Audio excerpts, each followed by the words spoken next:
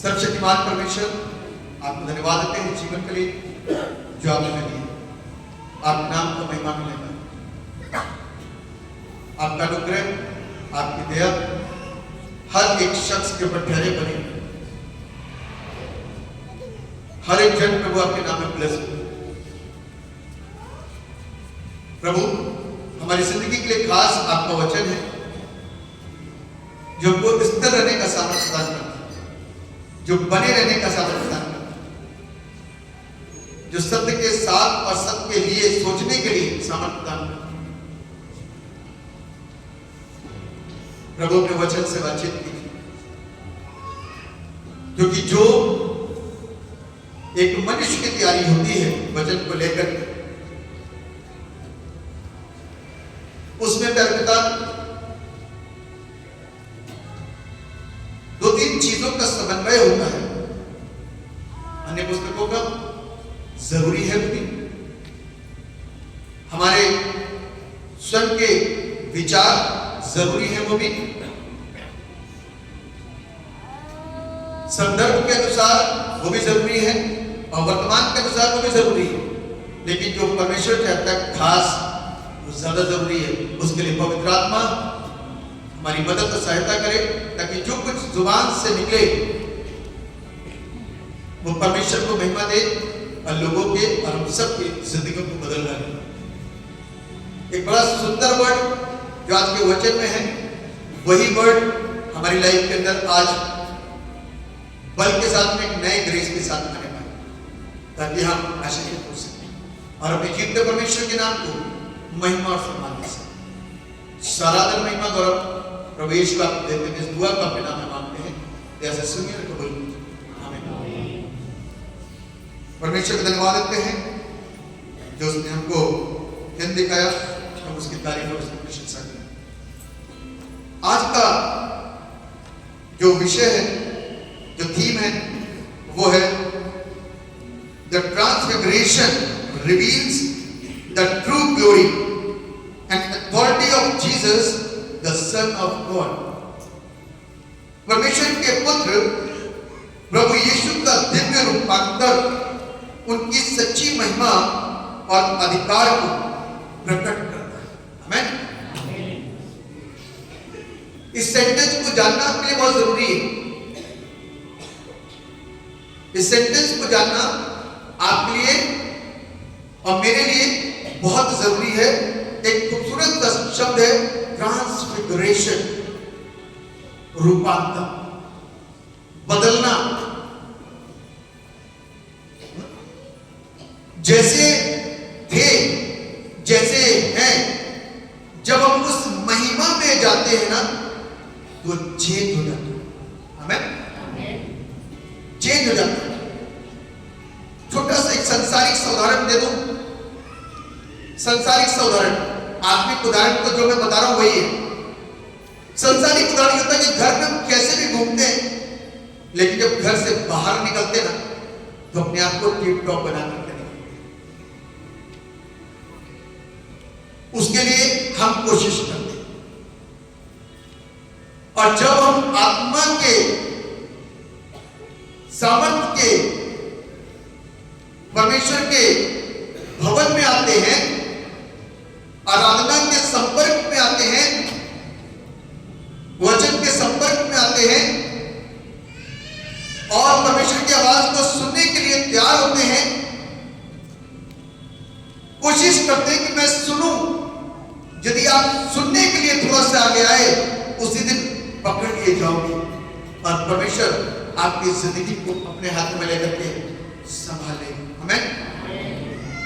एक कोशिश और एक प्रयास, जकई कथा कि चलो चल के देखते हैं। नॉर्मली बहुत सुना है यीशु यीशु यीशु, नॉर्मली चलकर देखते हैं कि यीशु कौन है। बस उसका प्रयास था, उसकी कोशिश थी कि यीशु कौन है। नॉर्मल से आया वो, लेकिन चूंकि वो नाटक था ना, और भीड़ में लोग लंबे लंबे हो सकते हैं, और वो एक अपने आप को समझता था कि वो गलत इंसान है। नाटा होने की वजह से क्या हो गया, गुलर के पेड़ पर चढ़ गया। किस पर चढ़ गया? गुलर के पेड़ पर चढ़ गया।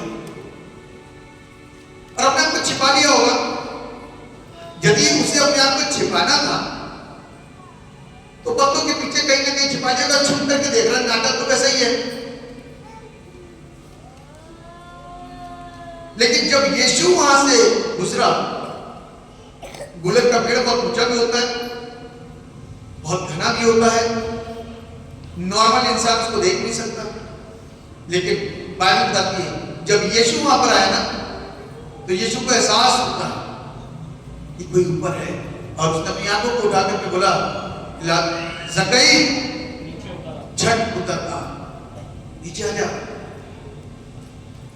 सबसे पहला तो सोचनीय प्रश्न यह था कि इसने मुझको कैसे चेक कर लिया कि मैं पेड़ के पीछे छिपा हूं। बस वही संपर्क जो हुआ ना, उसी संपर्क ने ज़क्कई को तोड़ के रख दिया। आमीन। उसी संपर्क ने सिर्फ देखने के द्वारा और बोलने के द्वारा, ज़क्कई मैं तो कभी जानता ही नहीं था, ये कब से जानता है, ये मुझको ज़क्कई क्यों बोल रहा है। These are the facts।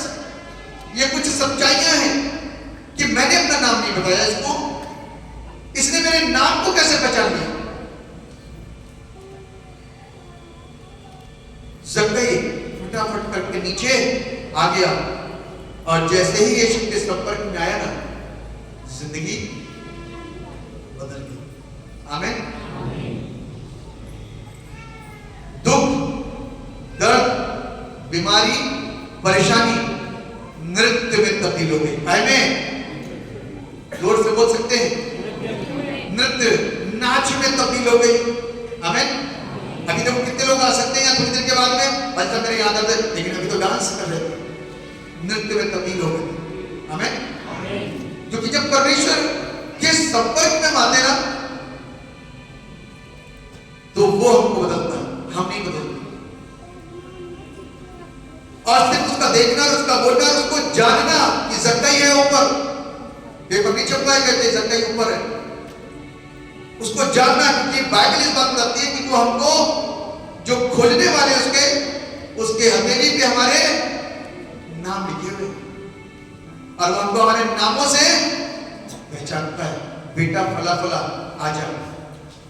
और आज बेटे और बेटियां को जब परमेश्वर ने अपने नियंत्रण में लिया ना, तो वो अपने नियंत्रण में रही नहीं, क्योंकि अमूमन क्या होता है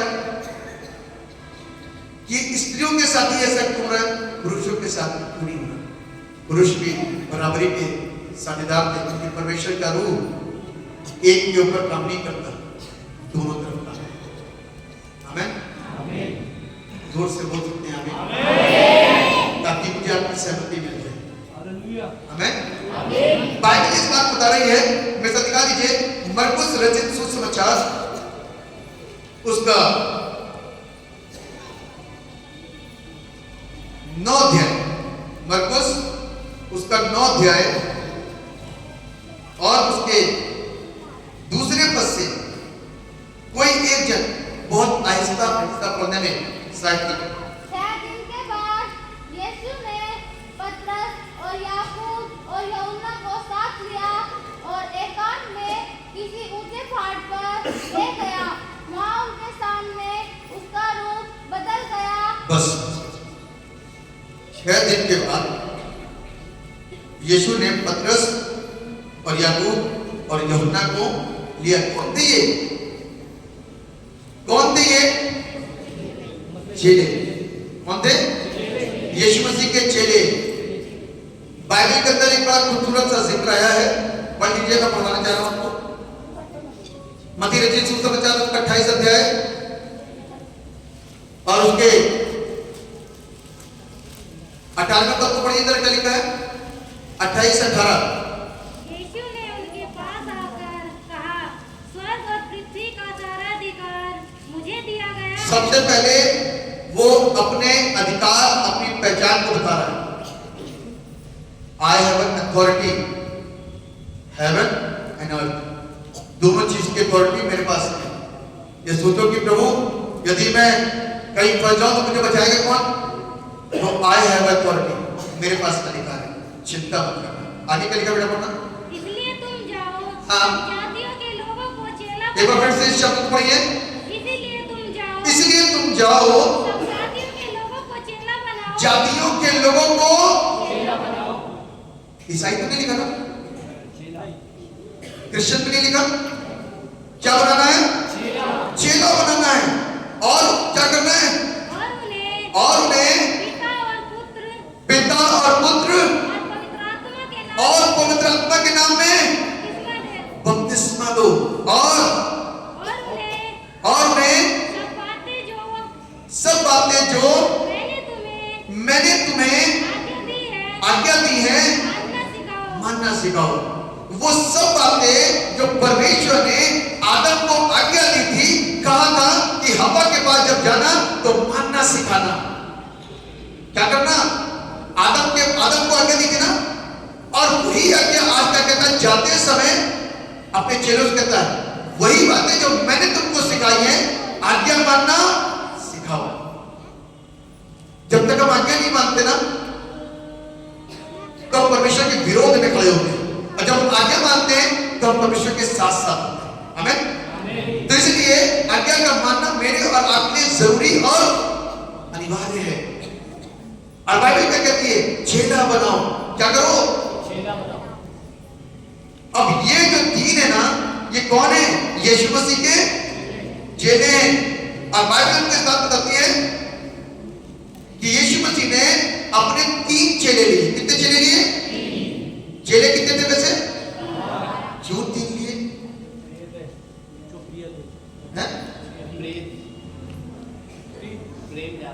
प्रेम ज्यादा करते थे। और कोई चीज मतलब कि इसका मतलब तो थोड़ी बहुत पास्टर की सीजन ना है। एक जानकार सोचने वाला दिमाग लगाने लगेगा, अरे भैया ये तो शर्टी हो गई, गड़बड़ी हो गई।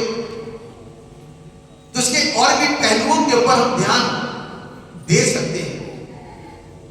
यह हकीकत बात थी और यह सत्य बात है कि एक इनर सर्कल डिसाइपल जरूर होता है। आमीन। जिसके टच में आप ज्यादा होते हैं। आमीन। मालूम क्यों?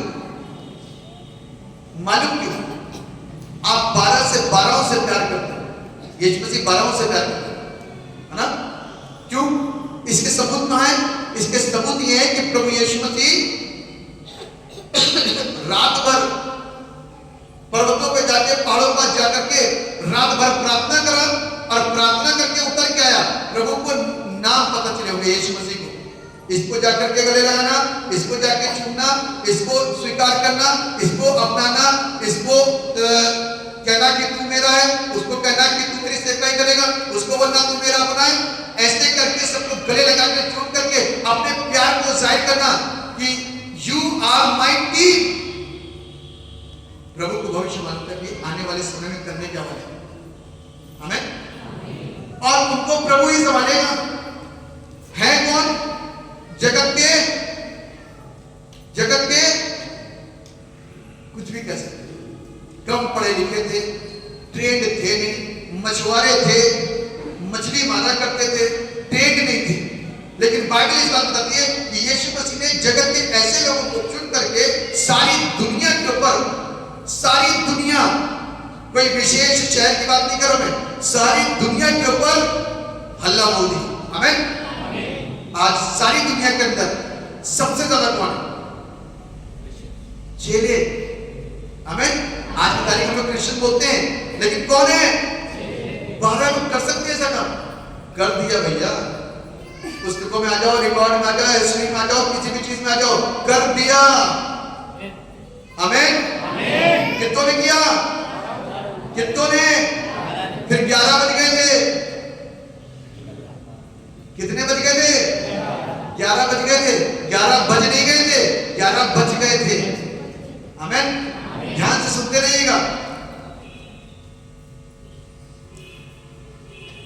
और जब उनकी एंट्री लोगों की जिंदगी में आई ना, तो लोगों के 12 बज गए। टीम पे टीम, टीम पे टीम, टीम पे टीम, टीम पे टीम, टीम पे टीम तैयार हो गई।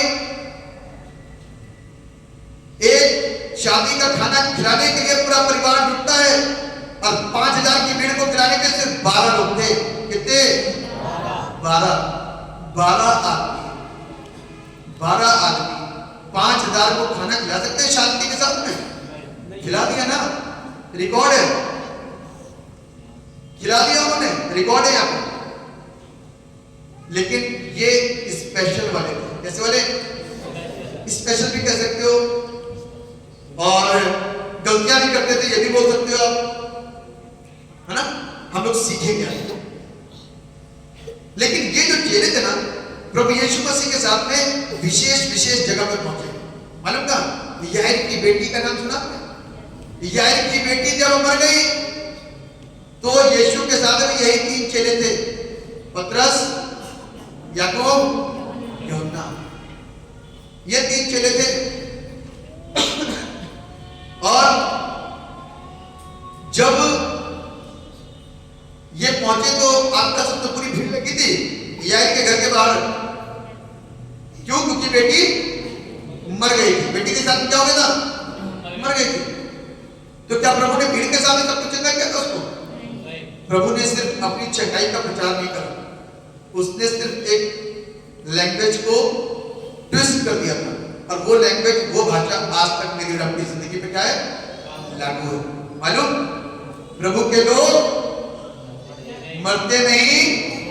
अरे तो सो रही थी। आमीन। क्या कर रही थी? लोग तो सोचे वो मर गई है। एक्चुअल में मानवीय तरीके से देखा जाए तो वो मरी गई थी। तो लोग यही तो प्रमाण दे रहे थे, डॉक्टर भी सर्टिफिकेट दे रहे मर गई। लेकिन यीशु मसीह अपने 3 चेलों के साथ अंदर गया और उस लड़की के बाप और मां को अंदर लेके गया, बाकी दरवाजे बंद कर दिए। वो अपने आप को अपने तरीके से नहीं बता रहा, दुनिया बोलेगी, गवाही देगी उसको। आमीन। दुनिया गवाही देगी। कब तक याईर अपने बेटी के इस चंगाई को छिपा सकता था? कोई ना कोई तो 5 दिन के बाद में था, सच सच बोलना, कसम है तुम्हें, मरी थी ना। तो क्या बोलेगा भाई? एक मिनट साइड में, मर गई थी। यीशु मसीह ने चंगा किया। आमीन। किसी से मत कहना। आमीन। किसी से मत कहना सो रही है। और जो सेंटेंस वहां पर छोड़ा ना, वो सेंटेंस आज तक विश्वासियों के जीवन में काम। हालेलुया। आमीन। आज तक कोई सेम सेंटेंस काम कर रहा है लाइफ में। अब उसको कैसे प्रूव कर सकते कि वो विश्वासी थी? याईर विश्वास के साथ पहुंचा। आमीन। बेटी को चंगा कर दिया। और तब ये चेले यीशु के साथ थे। बड़े महत्वपूर्ण चेले हैं ये। प्रभु 12 से प्यार करता, लेकिन ये बड़े महत्वपूर्ण है। मालूम है? कुछ लोग अपने अगुओं की आंखों, बात करने के तरीके से, हर एक चीज से समझते कि उनको क्या चाहिए, क्या करने जा रहे हैं, वो सब तरीके से रेडी होकर परफेक्ट तरीके से काम करते हैं। कुछ लोग थोड़े से कच्चे रह जाते हैं, शायद ये परफेक्ट हो गए। आमीन। पतरस बोलता तो बहुत था, लेकिन परमेश्वर के साथ चौकन्ना रहता था। बिल्कुल पतरस हर जगह टांग फंसाता था, हर मसले में टांग फंसाता था। प्रभु को कुछ कहना हो तो भी बोल देगा, किसी और को कुछ बोलना तो भी बोल देगा, किसी का कान काटना तो भी काट देगा। बहुत जल्दबाज था, बहुत तेज था। लेकिन बाद में ये पतरस जब बोलना शुरू करा ना, तो 3000 लोगों के जीवन बदल गए। आमीन। कितने लोगों के? 3000। परमेश्वर भविष्य देख रहा है कि पतरस खड़ा होकर के प्रचार कर रहा है। अब 3000 लोगों की छातियों के अंदर परमेश्वर का वचन जा रहा है, ब्रेन के अंदर उसका वचन जा रहा है, और वो जिंदगियां बदल रही हैं। आज से आने वाले सालों, 100 सालों में, कितने सालों, उन सालों के बाद में वो पतरस के भविष्य को देख रहा होगा, यानी कितने सालों के बाद में इन लोगों की जिंदगियों को बदलने वाला है। आमीन। और उसने क्या करा? लोगों की जिंदगियों को बदल दिया। रूपांतर के समय में ये तीनों लोग मौजूद थे। प्रार्थना के समय में जब जाते तो ये 3 लोग गए, तो इसलिए ये इंपॉर्टेंट लोग थे। और मालूम है इन्होंने क्या करा? प्रभु के साथ साथ चलते, साथ साथ चलते। और याकूब और यूहन्ना के इंपॉर्टेंट है। मालूम क्या बोले थे? प्रभु जब तुमने राज में आना ना, एक दाएं और एक दोनों की सेटिंग में डाले थे। प्रभु आप जाने वाले, कोई बात नहीं, आपके राज्य से मालिक जब आप अपने स्थान पे होगे ना, तो एक जन को दाएं और एक गेंद को बाएं बैठा लेना, इंपॉर्टेंट बन गया। चाहत तो रखी बोले, क्या रखी? चाहत तो रखी। कुछ लोग शर्म के मारे चाहत नहीं रखता, बोल ही नहीं पाते शर्म के बारे में, और शर्म के चक्कर में रह जाते। इन्होंने अपनी मम्मी को बुला लिया, मम्मी बोल तो जाकर के एक बार, है ना? तो बातचीत हुई थी ना, जिक्र आया। तो बाकी हमको इस बात को सिखा रही है कि 6 दिन के बाद यीशु ने पतरस और याकूब और यूहन्ना को साथ लिया और एकांत में किसी ऊंचे पहाड़ पर ले गया। वहां उनके सामने उसका रूप, यीशु मसीह का रूप क्या हो गया?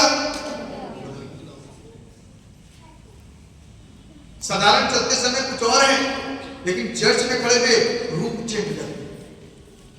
आमीन। अलग हो जाता है मसला, क्योंकि वो अलग करने वाले यहां पर मौजूद रहता है। काम वो करता है, तेज हमारे ऊपर छोड़ देता है। मूसा जब बात करके है ना, तो मूसा के चेहरे से किरणें निकल रही, लोग देख नहीं पा रहे तो क्या नहीं करते कि बाइबल इस बात बता रही है। उसका रूप बदल गया और उसके वस्त्र ऐसे चमकने लगे, यहां तक उज्जवल हुआ, और यहां तक उज्जवल हुआ कि पृथ्वी पर कोई धोबी भी वैसा उज्जवल नहीं कर सकता। और उन्हें मूसा के साथ एलिया दिखाई दिया, वे यीशु के साथ बातें करते थे। इस पर पतरस ने यीशु से कहा, फिर देखे बोला कि अपनी टांग लाई। किसने? पतरस ने। इस पर पतरस ने बोला, यीशु से कहा, हे रब्बी, हमारा यहाँ रहना अच्छा है, इसलिए हम 3 मंडप बनाए। बाइबल इस बात बता रही है कि मूसा और एलिया दोनों क्या हुए? एक साथ दिखाई दिए। वहां पर कुछ चीजें हो गई, रूप बदल गया, प्रभु का तेज अद्भुत हो गया, अलग हो गया, दिखाई नहीं दे पा रहा हो, इतना तेज, इतनी रौनक, इतना चमक।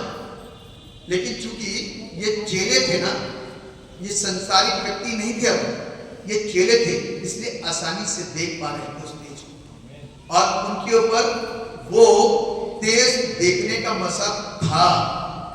बाहर के लोग देख नहीं सकते हमें, और वो देख पा रहे थे, विचार कर पा रहे थे, आपस में बातें कर रहे थे।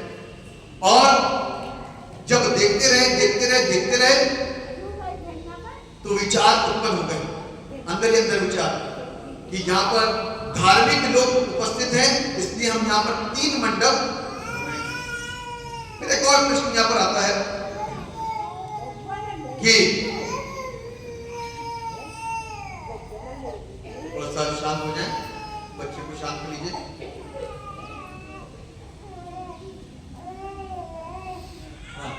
तो यहां पर प्रश्न उठता है कि पतरस, यूहन्ना और याकूब, इन लोगों ने मूसा को कभी देखा? एलिया को कभी देखा था? यीशु के पास था, यीशु को बता रहा था, यीशु तो उज्जवल हो गया, तो उसका चेहरा चमकदार हो गया था, वो तो आत्मा में था, भर गया था सामने में। अब बचे थे ये 3, ना तो कोई गूगल था उस समय, ना कोई फेसबुक थी, ना कोई रिकॉर्ड था, ना कोई एल्बम था कि उसकी पुरानी पिक्चरों को देख लें, एलिया की, मूसा की कोई पिक्चर को देख लें, और वहां पर 2 लोग दिखाई दिए। सोच सकते थे वो कि अब्राहम हो सकता है, गाड़ी वाला तो वो भी था, अब्राहम भी सोच सकते थे, पौलुस भी सोच सकते थे, डैनियल भी सोच सकते थे, लेकिन नहीं, उनको क्या समझ में आया कि ये मूसा है और ये एलिया है। हम लोग तो साधारण तरीके से पढ़ लेते हैं, थोड़ा सा इसके ऊपर आपस में बात करेंगे ना, खुद तर्क लगाएंगे कि भैया ऐसा क्यों, इसको कैसे पता चला कि मूसा है? यीशु मसीह अभी बात नहीं कर पा रहे, क्योंकि सामने तो भरा हुआ। क्या मूसा इस बात को बोल रहा था कि एलिया भाई, और एलिया ये बोला था मूसा भाई? ऐसा तो नहीं। बाइबल क्या कहती है?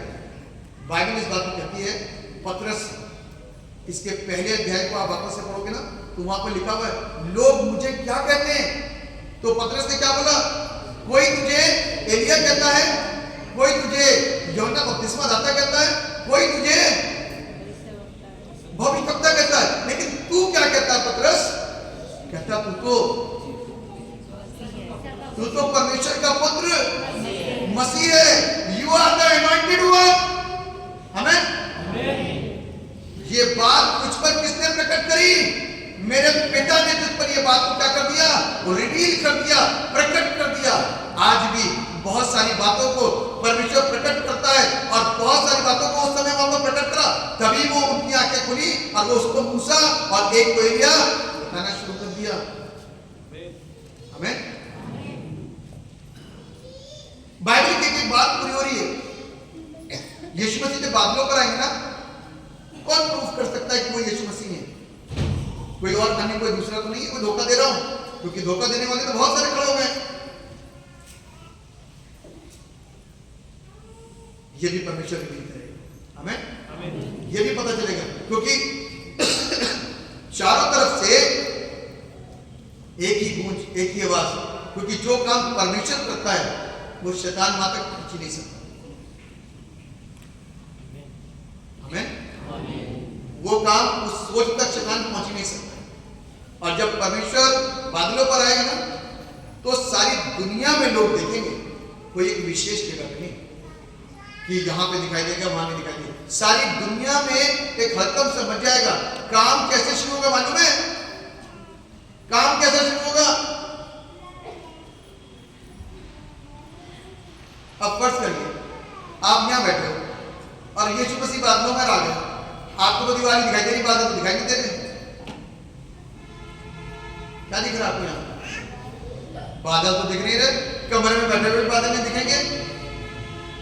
और जरूरी नहीं सारे दिन पूरे समय हमारा बाहरी ताकते रहे बादलों पर यीशु आने वाला है, ऐसा भी नहीं है। तो फिर कैसे क्या होगा मालूम है? आप चेंज होकर के उड़ने शुरू हो जाओगे। आमीन। रप्चर शुरू हो जाएगा यूं, और आप ये दीवारें रोक नहीं पाएंगी। हमको आपको ये दीवारें रोक नहीं पाएंगी। हॉस्पिटल्स के दरवाजे रोक नहीं पाएंगे। थाने, बंदी गृह हमको रोक नहीं पाएंगे। पहाड़ियां हमको रोक नहीं पाएंगी। समुद्र नाले हमको रोक नहीं पाएंगे। दुनिया की कोई शख्सियत हमको रोक नहीं पाएगी। दुनिया की कोई सेना हमको रोक नहीं पाएगी। दुनिया का कोई भी चीज हमको ऊपर जाने से रोक नहीं सकती। आमीन। यदि आपने नहीं देखा तो एक मूवी है इसी रप्चर के ऊपर बनी है। लोग मॉल में शॉपिंग करने के लिए आए हैं और वहां पर छोटे छोटे बच्चे उड़ने शुरू हो गए। गोद में था बच्चा, सिर्फ बैग रह गया और बच्चा ऊपर चला गया। ये एक पिक्चराइज किया गया भविष्य को कि रप्चर कैसे होगा, उठाया जाना कैसे होगा। और सब हॉस्पिटल में जो बच्चे झूले के अंदर हिल रहे थे, एक एक बच्चा गायब हो गया। क्योंकि बच्चे तो कैसे होते हैं? निर्दोष, बेहद, कोई कसूर नहीं है। इसलिए बाइबल क्या कहती है? अपने आप को बच्चों के समान बनाओ। तो सारे झूले तो हिल रहे थे, लेकिन बच्चे वहां पर नहीं थे। वहां पर अफरा तफरी मच गई। लोगों ने आरोप लगाने लगे कि बच्चों को किडनैप करा दिया गया। लेकिन थोड़ी देर के बाद उनकी दुनिया में, अरे भैया तो सारी दुनिया से भाग रहे लोग। पायलट प्लेन चला रहा है, एक पायलट उठा दिया गया और एक पायलट चला रहा है। अद्भुत है, अद्भुत है। मालूम है? आप सोचो, यहां से जब उड़ने लग जाओ तो आपका पड़ोस देख रहा है, रोकने की कोशिश भी करेगा तो भी रोक नहीं पाएगा। ये सच्चाइयां हैं, ये मनगढ़ंत बातें नहीं है। क्योंकि बाइबल के अंदर जो कुछ लिखा ना, सच्चाई जो लोगों ने कभी नहीं मानी, लेकिन आज तक एक एक बात पूरी हो रही है। आमीन। आज तक जो जो हो रहा है और जो जो हो चुका है, एक एक बात पूरी हो रही है। और आने वाले दिनों में एक एक बातें जो और होनी बाकी हैं वो भी होगी। दुनिया की कोई ताकत बड़े युद्ध को रोक नहीं सकती जो होने वाले बाहर के मुल्कों के। ये होने तय है, बिब्लिकल है।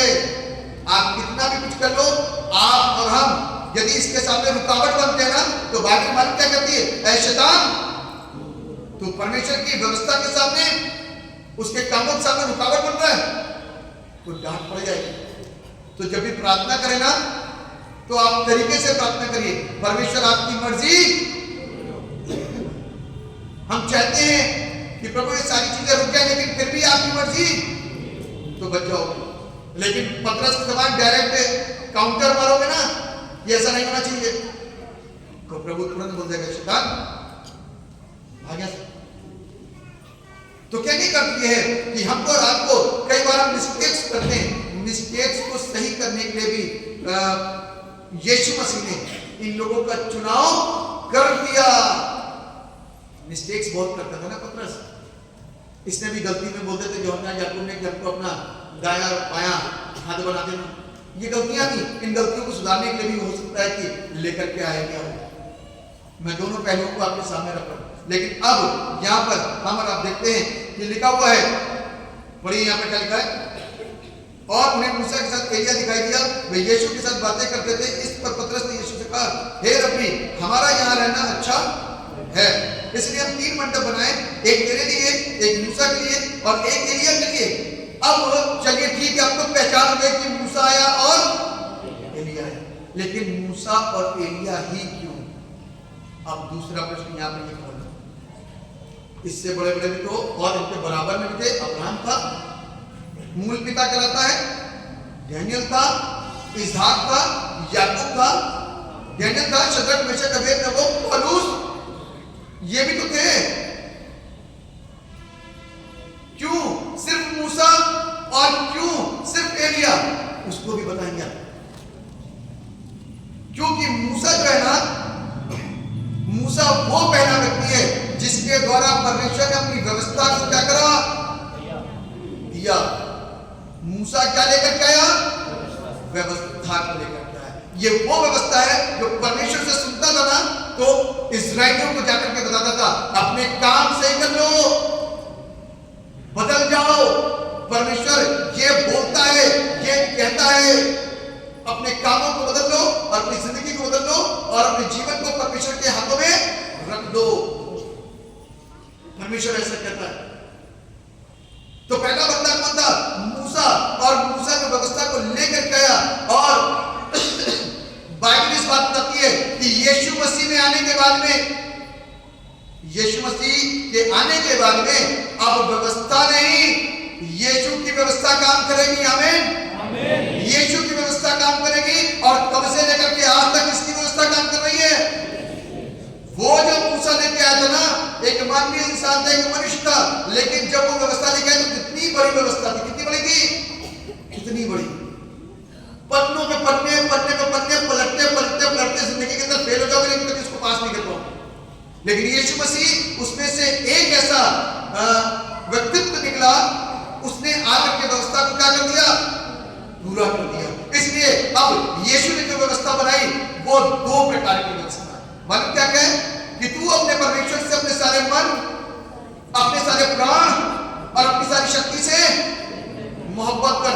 पहली व्यवस्था।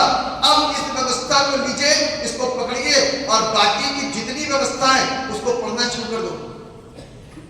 तो कोई किसी दूसरे देवी देवता को नहीं मानेगा, कोई पैसे को ऊंचा स्थान नहीं देगा, कोई किसी अन्य श्रेष्ठ वस्तु को ऊंचा स्थान नहीं देगा, कोई किसी मूर्त को ऊंचा स्थान नहीं देगा, कोई किसी इंसान को ऊंचा स्थान नहीं देगा, कोई किसी जानवर को ऊंचा स्थान नहीं देगा। सिर्फ परमेश्वर हमारी बुद्धि को लेगा ना कि जानवर किसने बनाया? परमेश्वर ने। इंसान किसने बनाया? परमेश्वर ने। सृष्टि किसने बनाई? परमेश्वर ने। सूरज चांद सितारे किसने बनाए? परमेश्वर ने। और ये मूर्तियों को कौन बना रहा है? इंसान। तो गलत कौन हुआ? इंसान। तो किसकी ओर हमें फिरना चाहिए? सृष्टिकर्ता की ओर। वो कौन है? यीशु मसीह। इब्राहिम की पुस्तक उसके पहले अध्याय के अंदर सारी वस्तुएं उसी के द्वारा रची और बनाई गई। आमीन। सारी व्यवस्था किसमें पूरी होती है? यीशु मसीह। आमीन। दूसरा बंदा कौन था? एलिया। क्यों एलिया? मालूम है? He was the great prophet, सबसे बड़ा नबी। और इस्राएल कौम दीवानी थी एलिया की। और जब उसका अंत का समय था, जब वो उठाया जाने वाला था, मरने वाला नहीं था, उठाया जाने वाला था, तो मालूम है सारी भीड़ आकर के ताक रही थी, देख रही थी, देख तेरा दास उठाया जाने वाला है। सारे जगत में, सारे इजराइल में, सब जगह पर चर्चा फैल गई थी कि आज एलिया उठा लिया जाएगा। Great profit. आमीन। लेकिन उसकी प्रोफेसी यीशु मसीह के सामने आकर के सब, यीशु से बड़ा कोई प्रॉफिट तो किसकी सुननी चाहिए? इधर उधर आमेन। इधर उधर की चर्चाएं, इधर उधर भागना बेकार है। कहीं भी जाओ लेकिन अपने प्रॉफिट को मत छोड़ो। He is the great and best profit. कौन है? जीसस क्राइस्ट, यीशु मसीह। यदि आप इससे अलग बना और सिर्फ एक इंसान के ऊपर ध्यान को लगा दिया और ये छूट गई तो समझ लो ये आदमी आपको रोक सकता है। इसका साथ में होना बहुत जरूरी है। और ये नहीं कि मैं सिखाऊं। बाइबल क्या कहती है? यदि आप बगैर किताब पढ़े टीचर सिखाती रहे और आप घर के अंदर अपनी किताबों का सेवन ना करो तो पास नहीं हो सकते। इसलिए मैं आपको बताता रहूं और आप इसको ना पढ़ो तो ध्यान रखना वहां पहुंच नहीं सकते जहां पहुंचाने के लिए प्रभु यीशु मसीह को इस धरती पर आना पड़ा। इसलिए अपने परमेश्वर को, अपने प्रभु को कभी भी ना छोड़ना और कभी ना, क्योंकि उसके जैसा हमें, इसलिए ये दो दिखाई दिए। इसलिए ये दो दिखाई दिए। अब समझ में आ गया ना ये क्यों दिखाई दिए? ये इसलिए दिखाई दिए क्योंकि वो व्यवस्था का देने वाला था और ये नबियों में सबसे बड़ा प्रॉफिट। यदि इजराइल कौम के पास जब यीशु मसीह को क्रूसीफाई किया जा रहा था ना, यदि इजराइलियों के पास आकर के और उनके राज पे खड़ा जाता ना आकर के, राजा की गद्दी के पास पे खड़ा करके बोलता यीशु को छोड़ दो, तो राजा भी नमस्ते करके पीछे हट जाता। क्यों? क्योंकि एलिया बोल रहा है। आमीन। इसीलिए गीत बनाने वाले ने क्या बनाया? एलिया के खुदा एलिशा, इसलिए जोड़ दे क्योंकि डबल पोर्शन लेकर के आए। आमीन। डबल मसा लेकर के आए। किसका? एलिया का। इसलिए उसको छोड़ने की जरूरत नहीं है। इसलिए इसको मत छोड़िए, इसको पकड़ कर रखो। जहां जाते हो जाओ, कोई प्रॉब्लम नहीं, लेकिन इसको मत छोड़ना क्योंकि हर तरह की चीजें आ रही हैं, हर तरह की चीजें आ रही हैं, हर तरह की टीचिंग आ रही है, हर तरह की बातें आ रही हैं। उससे अपने आप को बचा करके रखो। एक चीज बताना चाहता हूं, पिछले हफ्ते मैंने इस बात को प्रीच करा था। हमारी लाइफ के अंदर सिर्फ सुखी सुख नहीं बने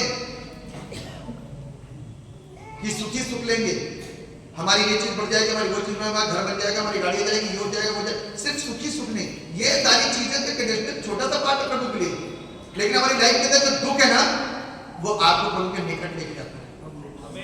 आमीन। जो दुख आएगा ना प्रभु के नाम पे, वो आपको प्रभु के निकट लेकर के जाएगा, दूर लेकर के नहीं जाएगा। वरना तो आप तो ये सोचते रहोगे मेरा बैंक बैलेंस बढ़ाने नहीं कर, हैं? फिर आप थोड़े दिनों बाद सोचने लग जाओगे जैसे सरकार धोखा दे रही है वैसे तो यहाँ पे धोखा आ रहा है। आपको समझना पड़ेगा उसको सही तरीके से, आपको उसको सही तरीके से सीखना पड़ेगा, सही तरीके से समझना पड़ेगा, तब जाकर के हम सीधी शिक्षा को लेकर के चल सकते हैं। खूब जो टाइम मिलता आपको बाइबल पढ़ने का पढ़िए, नोट्स बनाइए।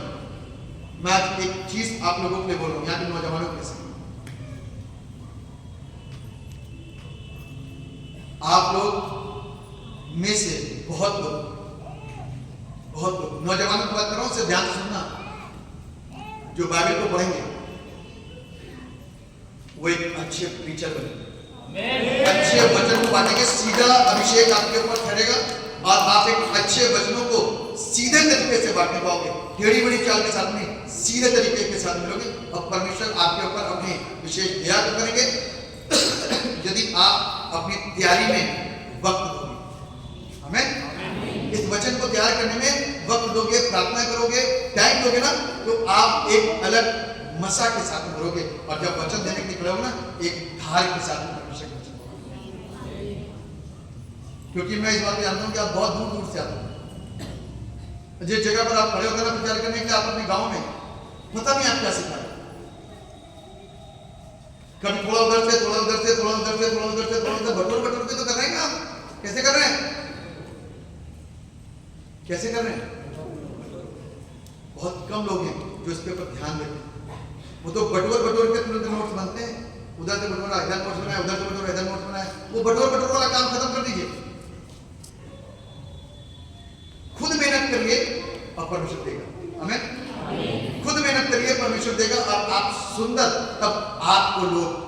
सुनने के लिए बुलाएंगे और सुनने के लिए आएंगे। आमीन। परमेश्वर का काम है।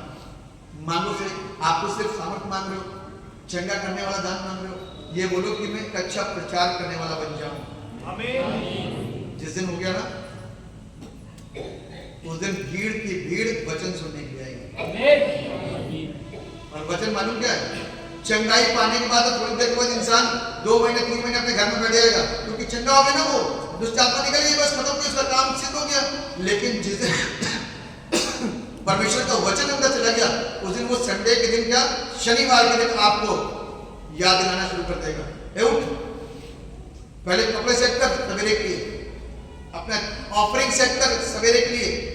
सवेरे हल्ला नहीं करना कुछ भी, रात में सैटरडे में सब सेटिंग, क्या पहनना है, क्या करना है, सारी चीजें सवेरे के लिए, एक भी काम पेंडिंग नहीं होना चाहिए। परमेश्वर का आत्मा शनिवार के दिन आपको क्या करेगा, कायल करेगा, उठा के बुला करेगा। और संडे आप डिस्टर्ब नहीं होंगे, संडे सीधे प्रार्थना के साथ में चर्च में आओ, और फिर देखो आपके पास जो ग्रेस आएगा ना, बहुत होगा। इसलिए बाइबल जो हमको सिखा रही है, हमको और आपको सीखने की जरूरत है, क्योंकि यहाँ पर जब यीशु मसीह की मृत्यु की बात चली ना इसी के आगे, तो मालूम है ये हजम नहीं कर पाया कौन, पतरस। और तुरंत मालूम है 8 अध्याय इसका 33 पद को खोलिए जरा, ठीक है? हाँ, इसके 8वां अध्याय के 33 पद को, मरकुस 8:32 32। उसने हाँ, यह बात उसने साफ-साफ कह दी। हाँ, इस पर पतरस उसे अलग ले जाकर, अब आप ये देखिए इसकी हिम्मत किसकी, पतरस की, किसको लेके जा रहे किनारे? लोग पादी साहब को छू नहीं सकते, और ये पतरस अलग लेके जा रहा। प्रभु आगे पढ़ना था, क्या लिखा है? झिड़कने लगा किसको? अरे किसको? यीशु मसीह को। आगे क्या लिखा हुआ है? हाँ, उसने फिरकर अपने चेलों की ओर देखा, हाँ, और पतरस को झिड़क कर कहा, पतरस को झिड़क करके बोला। अब उसकी अथॉरिटी काम कर रही है। अब क्या बोला वो? हे शैतान, मेरे सामने से दूर हो, मेरे सामने से दूर हो, क्योंकि तू परमेश्वर की बातों पर नहीं, क्योंकि तू परमेश्वर की बातों पर नहीं, परंतु मनुष्य की बातों पर, मनुष्य की बातों पर मन लगाता है। मिस्टेक करता था, बार बार गलतियां करता था, बार बार गलतियां करता था। परमेश्वर की बातों पे नहीं, मनुष्य की बातों के ऊपर तू क्या करता है, मन लगा रहा है। अभी भी इसने यही काम करा। तुरंत यीशु मसीह से बोलता, वहां जाकर बोलता 3 मंडप बनाएंगे। कितने? एक तीसरा। आज की तारीख में, तुरंत आज की तारीख में टीचिंग हमारे घर में आने लग गई है। अब यीशु मसीह तो हट गए, बाइबल किनारे के प्रोफेट्स की फोटो हमारे घरों के अंदर आ गई हैं। ये पाप है, ये गलतियां हैं, ध्यान रखिएगा यदि जो कोई ऐसा काम कर रहा है तो। आप मिस्टेक पे मिस्टेक कर रहे हो। जिन लोगों ने अपने घरों के अंदर फोटोएं टांग रखी ना, प्रोफेट्स की, हमारे, अच्छा आप उनको जो सम्मान दो, अपने दास को जो सम्मान दे सकते हो दो, लेकिन उनको वो वाला हिस्सा ना दो जो परमेश्वर का। ध्यान रखना, वो आपका व्यक्तिगत परमेश्वर के साथ में रिश्ता होना चाहिए। इंसान को वहां बीच में मत बुलाओ, क्योंकि एक घर में मैं गया और वो प्रॉफिट को उन्होंने बीच के सेंटर में रखा था, और उसी दिन जाकर के मैंने वो प्रॉफिट की फोटो वहां से हटवा दी थी, क्योंकि ये मिस्टेक्स आपके अंदर आ रही है और शैतान पैदा करेगा। क्योंकि अंत के दिनों में ऐसा लिखा है, भरमाने वाले बहुत सारे उठ खड़े होंगे अंत के दिनों में, और आपको पता ही नहीं चलेगा कि आप कौन सी चाल चल रहे हो। वो कहेगा इधर, तो आप उधर जाओगे, वो कहेगा उधर, तो आप उधर चलोगे, वो कहेगा उधर, तो वो कहेगा उधर। आपको इस चर्च से चर्च जाना, तो आप उस चर्च चले जाओगे, वो कहेगा उस चर्च चलते हैं। अब की बार वो आप मेले में घूमते रह जाओगे, अब की बार वहां, और अगले संडे वहां, और इस संडे वहां, तो अगले संडे, लास्ट वाले संडे वहां, और अब की बार होली मनाने नहीं यहाँ। ऐसे ही कर रहे क्या? मजाक बना रखा है क्या? परमेश्वर को बांट लिया क्या? बाइबल तो सेम है, हर प्रभु के दास के पास यही वाली बाइबल है, और आपको भी यही वाली बाइबल मिली है, कोई और बाइबल नहीं है। सेम बाइबल है आपके पास में भी, और सेम बाइबल प्रभु के बड़े बड़े बड़े बड़े दासों के पास में। इससे मांगो ना, मेहनत नहीं करनी ना, इसीलिए आशीष नहीं मिलती, इसीलिए आशीष ठहरती नहीं, मेहनत नहीं करनी, मेहनत करनी। ये गड़बड़ी कर रहा था, मिस्टेक कर रहा था, प्रभु लेके गया, चल तेरी मिस्टेक को सुधरवा दो। और तब एक ऊपर से आवाज आती है, एक शांत हो जाओ, क्योंकि करेक्शन होना बहुत जरूरी है। मालूम है, लाइफ के अंदर गलतियों के अंदर यदि कोई करेक्शन नहीं हो रहा ना, तो आप गलती की दिशा में भागते चले जाओगे। करेक्शन होना बहुत जरूरी। ऊपर से करेक्शन आए, मालूम क्या बात कहती है, बादल में छा लिया, और उस बादलों के बीच से एक आवाज आई, उस बादल के अंदर मालूम कौन था? परमेश्वर। हमें, और उसमें से क्या आवाज आती है? ये मेरा प्रिय पुत्र है, इसकी सुनो। अब जैसे ही बादल हटा तो कौन रह गया? ना तो मूसा दिखाई दिया, ना एलिया दिखाई दिया, दोनों के दोनों जय मसीह करके चल दिए होंगे। रह कौन गया? सच्चाई, जो हमको समझ में नहीं आती अच्छी तरह। सत्य वहां पर रह गया जो हमको समझ में नहीं आता है, इसीलिए हम इधर उधर इधर हर संडे डायरी के अंदर मेंटेन कर दिए, कहां जाना है, कहां जाना है, कहां जाना है, कहां जाना है। पास और दूर का चर्च मत करिए। यदि आपको सटीक ज्ञान, सटीक शिक्षा मिल रही है, आपको लग रहा है कि पवित्र आत्मा से भरा हुआ ये जगह है, ये चर्च है, तो उस जगह पहुंचिए और वहां से आशीषित होइए, वहां से ब्लेस होइए। ये जरूरी है, ये जरूरी है, और तब हम जाकर के आशीषित हो सकते हैं मेरे प्रियो। यदि हर जगह हम ऐसे ही करेंगे ना, गलत हो जाएगा। और एक चीज और बताऊंगा कि परमेश्वर का वचन कमाई के लिए मत इस्तेमाल कीजिए। कोई आपको कह दे कि दिस इज फॉर यू, तो ले लेना, और यदि कहते this is for the church, तो डोंट टच, वो चर्च में दे देना। क्योंकि मालूम है, बहुत सारे लोग इस चीज से गुमराह हुए, और पैसा, धन क्या हो गया? एक पैसा कमाने का एक आड़ बनी हुई है, ठीक है ना? पैसा कमाने की आड़ बनी है, इसीलिए आप देने वाले लोग भी लोगों को किस में ना लेकर के आए? आजमाइश में, काय में? समझदार वाले लोग मालूम क्या करते हैं? एनवलप में लिखते हैं this is for the church और this is for the pastor, तो वो चीजें क्लियर हो जाती हैं। पता लगा किसी के मन में है कि हम ये चर्च को दे रहे हैं, और वो पास्टर साहब ने अपनी जेब में रख लिया, तो वो गलत है। तो आप भी क्लियर करो ना बोलते समय और देते समय, तो चीजें साफ होंगी, चीजें सही होंगी, ठीक है ना?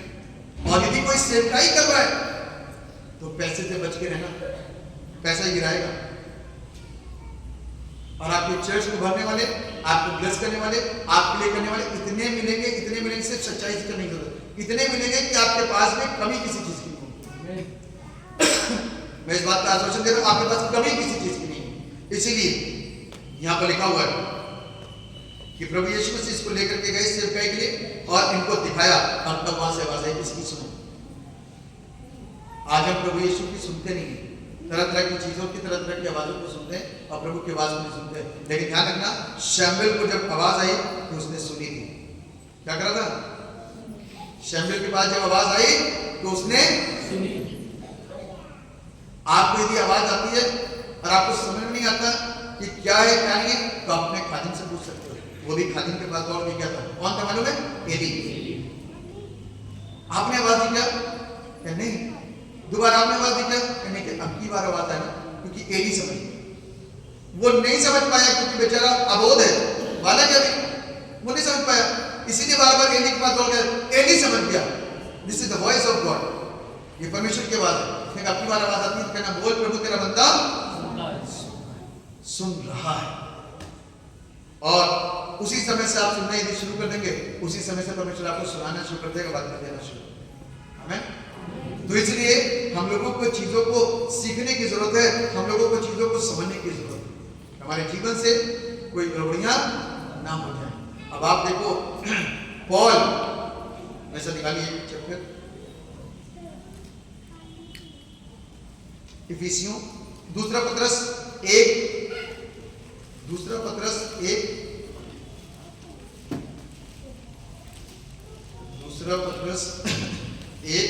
और उसके यहां से पढ़िए 16वें पद से। क्योंकि जब हमने तुम्हें अपने प्रभु यीशु मसीह की सामर्थ्य का और आगमन का समाचार दिया था, तो वह चतुराई से गढ़ी हुई कहानियों का अनुकरण नहीं था। चतुराई से गढ़ी हुई कहानियों का अनुकरण नहीं था कि हम अपने परमेश्वर का ही प्रचार कर रहे हैं, ऐसा नहीं था। चतुराई के साथ में कोई भी कहानी गढ़ी गई नहीं थी। यहां पर यह लिखा हुआ है, वरन हमने आप ही उसके प्रताप को इस दिन देखा था जब रूपांतर हुआ। क्या हुआ? जिस दिन रूपांतर हुआ इसी दिन ये तेज देखा था। इसी बात को बता रहा है, इसी बात को बता रहा है कि मैंने देखा, जो देखा वही बता रहा हूं मैं। निकाल लीजिए यूहन्ना रचित सुसमाचार उसका पहला अध्याय, यूहन्ना रचित सुसमाचार उसका पहला अध्याय।